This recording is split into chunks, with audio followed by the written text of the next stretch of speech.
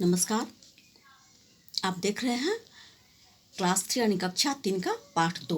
तो लालच का फल कहानी पिछले भाग में आप पढ़ चुके थे कि राजा जो है एक बहुत नेक और दयालु था। वो अपने प्रजा के सुख दुख के लिए हमेशा चिंतित रहते थे और मंत्री भी चतुर चालाक और प्रत्येक बात की खबर रखने वाला था। तो रात में राजा वेश बदल कर घूमते और अपने प्रजा की परेशानियों को दूर किया करते थे।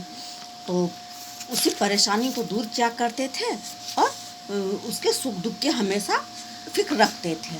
तो उसके बाद आप देखिए ये इसके कठिन शब्दों को भी आप देख चुके हैं।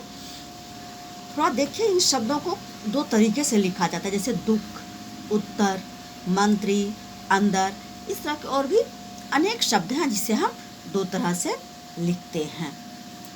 अब हम देखते हैं इसके प्रश्नों को।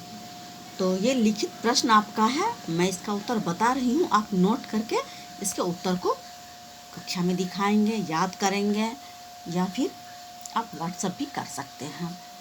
राजा को हमेशा किस बात की चिंता रहती थी? राजा को हमेशा प्रजा के सुख दुख की चिंता रहती थी। राजा और मंत्री अपना वेश बदल कर क्यों घूमते थे? राजा और मंत्री अपना वेश बदल कर प्रजा के बारे में जानने के लिए घूमते थे। मंत्री ने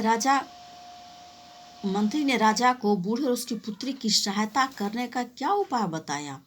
मंत्री ने राजा को बूढ़े और उसकी पुत्री की सहायता करने का उपाय बताते हुए कहा कि कल हम मोहरों से भरी थैली इसके घर डाल देंगे। राजा और मंत्री की बात सुन पड़ोसी पर क्या प्रभाव पड़ा?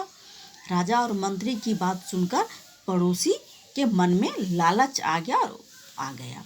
झोपड़ी का सौदा कितने रुपये में तय हुआ? झोपड़ी का सौदा 5,000 रुपये में तय हुआ। तो ये आपका आंसर भी है, आप इसे नोट करके दे सकते हैं। आगे फिर अगले भाग के लिए है।